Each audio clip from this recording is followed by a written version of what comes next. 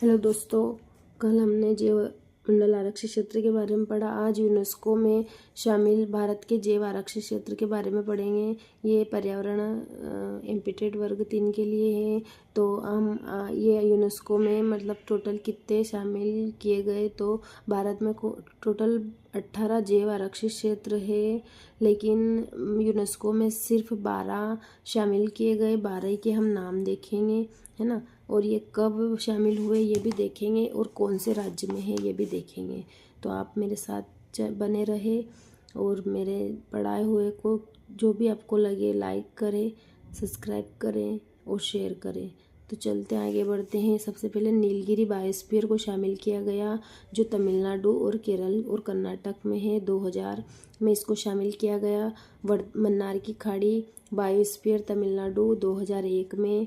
उसके बाद सुंदरवन बायोस्फीयर जो पश्चिम बंगाल 2001 में है। नंदा देवी बायोस्फीयर रिजर्व उत्तराखंड 2004 में शामिल किया गया। सिमलीपाल बायोस्फीयर रिजर्व ओडिशा 2009 में। पचमढ़ी बायोस्फीयर रिजर्व मध्य प्रदेश 2009 में। नोकरेक बायोस्फीयर रिजर्व मेघालय 2009 में। अचानक मार अमरकंटक बायोस्फीयर रिजर्व मध्य प्रदेश में है। तो अपने मध्य प्रदेश में कौन कौन से है? पचमढ़ी, अचानक मार और Chhattisgarh. Great Nicobar biosphere reserve Andaman Nicobar द्वीप समूह 2013। अगस्त मलाई बायोस्फीयर रिजर्व तमिलनाडु और केरल 2016। Kanchenjunga biosphere reserve Sikkim 2018। पन्ना बायोस्फीयर रिजर्व मध्य प्रदेश। तो मध्य प्रदेश में 2020 में पन्ना, सबसे बाद में पन्ना को किया मध्य प्रदेश में, और सबसे पहले पचमढ़ी को किया।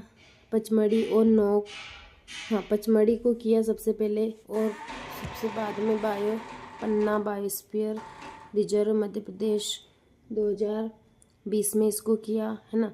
तो ये यूनेस्को में शामिल है। उसके बाद 18 कौन कौन से है आप इस मैप के माध्यम से देख सकते हो। शीत मरुस्थल, नंदा देवी, कंचनजंगा, मानस, देहांग, दिवांग, डिब्रू सैखोवा, नोकरेक, सुंदरवन, सिमलीपाल, अचानकमार, अमरकंटक और मन्नार की खाड़ी सबसे बड़ा है ये। और अगस्त मलाई 2001। नीलगिरी सबसे पहला है 1986 में।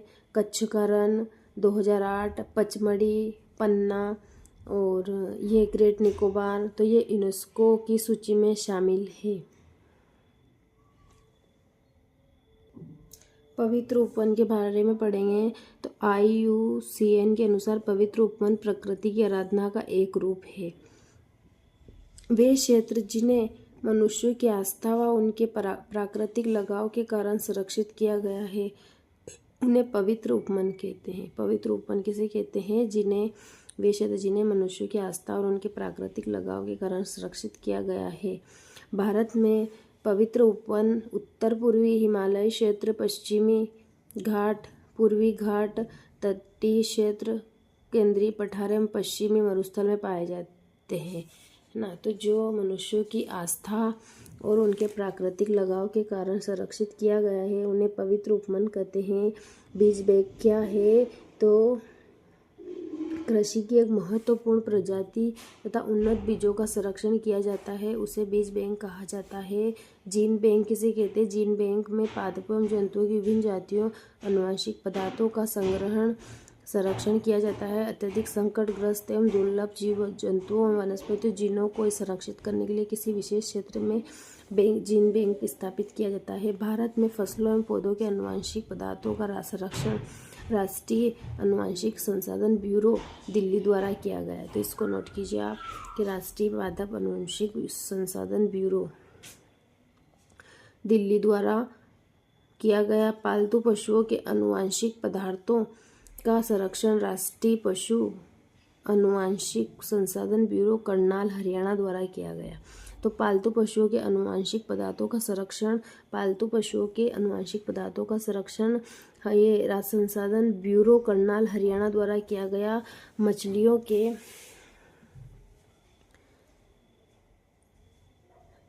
के आनुवंशिक पदार्थों का संरक्षण लखनऊ में स्थित राष्ट्रीय मत्स्य आनुवंशिक ब्यूरो द्वारा किया गया।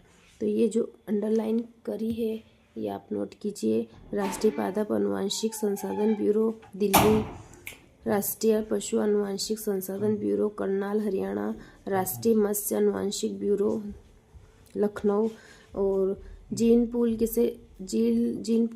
केंद्र। जीन पूल एक निश्चित समय में समस्त जीवों समष्टि के कुल आनुवंशिक पदार्थों का योग होता है। जीन पूल एक निश्चित समय में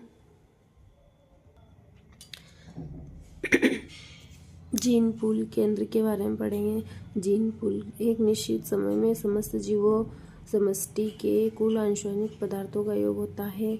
एक जाति की आनुवंशिक विविधता को जीन कोश कहलाती है। एक जाति की आनुवंशिक विविधता जीन कोश कहलाती है।